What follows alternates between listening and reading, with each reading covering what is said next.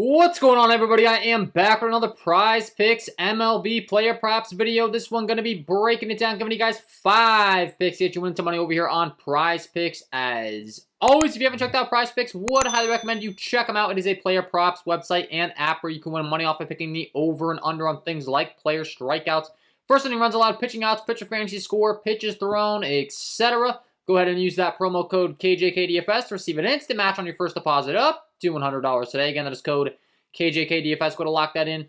Get that free money offer. Start winning some money over here on Prize Picks, guys. And if you are getting very serious, I do offer premium content packages. That's going to be linked below in the description. Just launched a VIP package as well. Really ramping that up. Trying to find the early value, which, if you haven't joined, would highly recommend you check that out come the 1st of August, man. I'm going to be really ramping it up there, looking at a late night for the edge. I mean, these lines, it's becoming very apparent the clearest and biggest edge you could have is locking these in early as soon as the board drops. I'm putting in a lot of work, a lot of hours to get you guys that edge. I know the VIP is making a lot of money. And I mean, looking at this board, I can just give you guys examples of last night. Garrett Cole started out at 7.5 as far as his strikeouts. Bieber was at 6.5 as far as his strikeouts. Woodruff started out at 6, I believe. I know you could have got him at 6.5 before the 7 bump. That would have been a nice advantage. Lance Lynn was at 5.5. I liked that when he was at 5.5. He's now at 6.5 when I'm recording this video. And Blake Snell was at 5.5 strikeouts. He's now at 6.5. So this is kind of what's going on behind the scenes as far as last night value hunting. And that's a big value that I'm offering now. Something that I'm going to continue to talk about because it's a big difference, man. And a lot of those plays that I was talking about last night with my VIP members are now, there's not nearly as much of an edge. I mean, these guys got bumped. Lance Lynn got bumped up an entire strikeout. Blake Snell got bumped up an entire strikeout.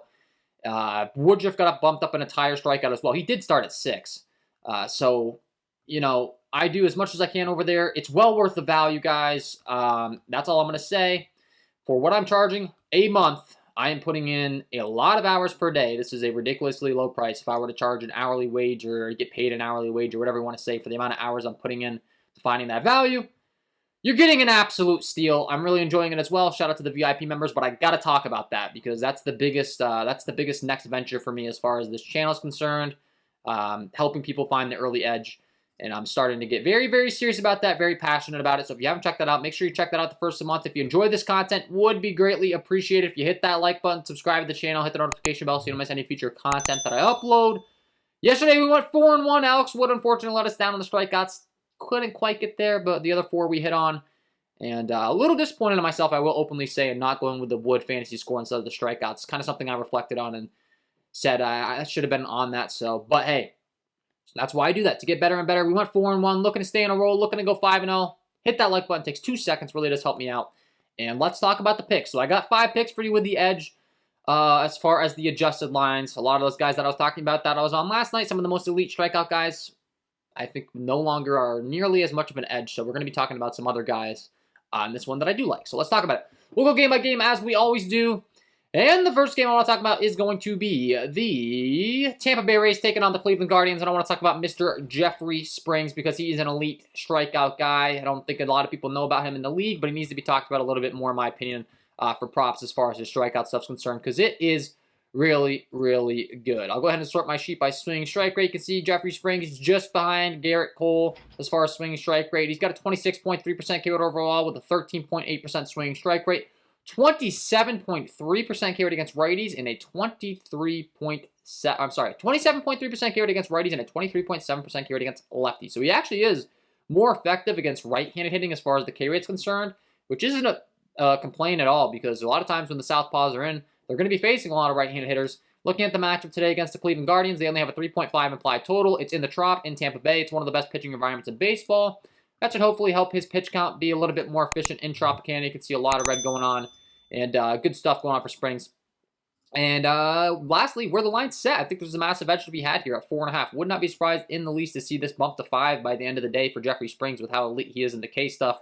And then when you're reading off these strikeout rates for the Guardians, they have been a low strikeout team, but I will say against righties, against southpaws as far as left-handed pitching, I do think the strikeout rates are going to take up a bit for them. And honestly, Jeffrey Springs has enough of a good K stuff where he can strike out anyone. So starting from the bottom up, a lot of these guys don't really have a large sample size on the season. We have Call with only a 3 at-bat sample size, Jones with only a 2 at-bat sample size against lefties, Hedges has a 23% K rate overall, though. Clement, 12. Miller, 22. Framil, 39. 11, 12, and 20 at the top. So, couple low strikeout guys, a little bit of undisclosed, not unknown guys in the lineup. I tend to think those are going to be kind of easy Ks for Springs, considering they don't have a lot of experience. And if I go to the last 2 seasons as far as the strikeout rates in these bats, Hedges did feature a 27% K rate over the last 2 seasons. Miller with a 26, Framil with a 32%. 12 and 16 for Ramirez and Rosario, but then 20% at the top for Miles Straw against Southpaws. So 4.5, I think, is a very friendly line. You look at the pitch count for Jeffrey Springs as far as how deep he's going into these ball games. He just did return off the IL. He's got 1 start under his belt, so I think his pitch count's going to be trending in the right direction. Only 78 pitches last time out. Looked a little bit rusty. 4.1 innings pitched. Had a few, not so stellar innings, I guess you could say, as far as an efficiency, but he still threw 78 pitches. He only struck out 2 in that game. Then you look at the game logs, though, when he was healthy. 82, 102, 86, 94, 92 pitches, and you look at the strikeouts. 5, 9, 6, 5, 5, 4, 6, 6, 7. So that's 1, 2, 3, 4, 5, 6, 7, 8 straight games with 5 or more strikeouts for Springs. Makes a lot of sense when you're looking at his underlying metrics. Really good strikeout stuff. So pick number 1, we're going to rock him with the over 4.5 strikeouts for Jeffrey Springs. That is pick number 1. Pick number 2, we're going to be heading down to the Texas Rangers taking on the Los Angeles Angels. I'm going to talk about Mr. Patrick Sandoval. This game has a really low total, only a 7.5 over-under. Sandoval, I think there is some nice value on his fantasy score. You're looking at his underlying metrics. Pretty good across the board for the most part. He does have a bit of a walk issue. That's about it. He's got a 24.1% K overall, 10.3% walk rate. That's less than ideal, but a 12.5% swinging strike rate. Good ground ball, fly ball stuff, good hard contact stuff. Only a 383 slugging to righties and a 203 slugging to lefties. Does feature a 23.2% K rate against righties and a 27.2% K rate against lefties. So, nice Vegas data indicating not expecting the Rangers to score a whole lot of runs. Sandoval's pitch count's also way up, so he will go deep into these ball games. You're looking at the pitch count for Sandoval. 80 last time out where he got blown up for 5 earned runs. He gave up 4 earned runs the time before, but keep in mind, guys, he faced the Dodgers and the Braves. I mean, that's 2 of the toughest opponents you could face in the league. He gave up 5 against Houston. Once again, a tough opponent. Baltimore is a more comparable to the Rangers, I guess you could say. 6 innings, 1 earned run. He had 10 strikeouts, 95 pitches. The pitch count's way up, 95, 95, 95, 102. And once again, Vegas indicating that they don't expect the Rangers to score too many runs. I think Sandoval can definitely go 6+ innings here, get the quality start, get some strikeouts along the way with where his pitch count is. And I think his pitcher fantasy score line definitely provides some value over here on Prizepicks. So pick number 2, we're going to be rocking with the over 30.5 pitcher fantasy score here for Patrick Sandoval. I think he goes 6+ innings, racks up some Ks, doesn't give up too many earned runs. And also on the West Coast, the temps aren't going to be quite as high. It's going to be better pitching weather. It's only 74 degrees to kick this thing off as the night goes on. Obviously, the temps should keep dropping. The pitching environment and the pitching weather should just continue to get better and better. So Patrick Sandoval, like the over 30.5 pitcher fantasy score for him, pick number 2. And we're going to be sticking to the West Coast pitchers from here on out. So pick number 3, we're going to be talking about Blake Snell. He gets to take on the Minnesota Twins, who have a ton of strikeouts in their bats. You're looking at Blake Snell's underlying metrics. He's got really, really good K stuff. Once again, they did bump his K line way up on Prizepicks, so I will be leaning towards the fantasy score on this one. He's got a 29.1% K overall with a 13.6% swinging strike rate. Does have a walk issue, very similar to Patrick Sandoval. But both these guys are facing teams that aren't exactly the most disciplined and don't walk the most. So the Rangers, they don't really take a lot of walks. The Twins, they don't take a lot of walks. Like looking at the metrics as far as if any of these guys have high walk rates for the Minnesota Twins, really Carlos Correa has a 14% walk rate, but outside of him, they really lack a bit of patience. They really lack the patience to even take walks. So the Twins, they really aren't that disciplined of hitters outside of Correa, like I said, in the 2 spot. And there's a lot of strikeouts to be had as well. Starting from the bottom up with this Minnesota lineup as far as their K rating against lefties. 41, 31, 17, 12, 10, 25, 16, 18, and 31. So I guess there are some low strikeout guys mixed in with some extreme heavy strikeout guys. But the strikeout should be there. The pitch count's way up as well. Once again, I expect him to be able to go 6+ innings, which is big for the pitcher fantasy score. And I like where his line's at. That's some nice value. He only pitched 85 last time out, which was a rare occasion, though. 99, 108, 107, 94 the times before. And expect his pitch count to be up there right around 100. You look at the strikeout upside, 12, 11 strikeouts. The innings pitched 5.25, 6. Ideally, we want him to go 6+ innings, and once again, against a Minnesota squad that's not exactly the most disciplined. The pitch count, I think, could be a little bit more efficient. And then when you're looking at the Vegas data, he's a 121 favorite. That's one thing I didn't touch on with Sandoval. 111 favorite. He's barely favorited, but where his line's at, I don't care. Same thing with Snell. I just don't really need the win, in my opinion, to get there on the fantasy score. It would be a nice little bonus, but we're not really relying on it. And San Diego's a fantastic pitching environment. You're looking at the data as far as San Diego's concerned. A lot of red and yellow going on at Petco Park as far as the hitting environment. Definitely a very good pitching environment, though. So, a lot of the good things going on for Blake Snell. I expect him to be able to ramp it up as far as the pitcher fantasy score. And once again, I think there's some nice value on the line. 30.5 for Sandoval. I expect him to be able to get at least in the mid-30s. Same can be said for Snell. He's only at 28.5 fantasy score. So, we'll be rocking with the over 28.5 fantasy score for Blake Snell. Pick number 3. And then picks number 4 and 5 are going to be going to this last game in Chicago. I'm sorry, not in Chicago. In San Francisco. Only 57 degrees. This is going to be fantastic pitching weather. The ball should not carry at all in San Francisco, which is already one of the worst hitting environments in baseball. And then you factor in the hitting environment as far as from a weather aspect.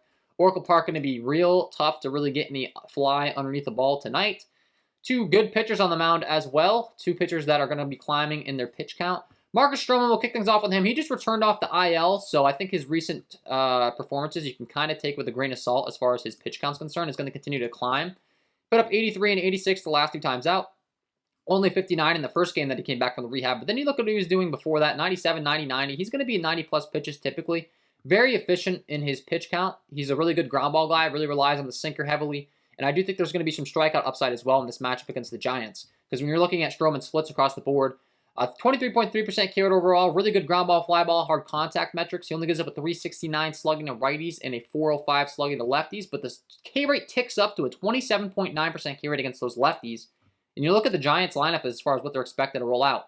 There's a lot of lefties in here. Wade, Yastrzemski, Luis Gonzalez, Brandon Belt, Jock Peterson, Tommy La Stella.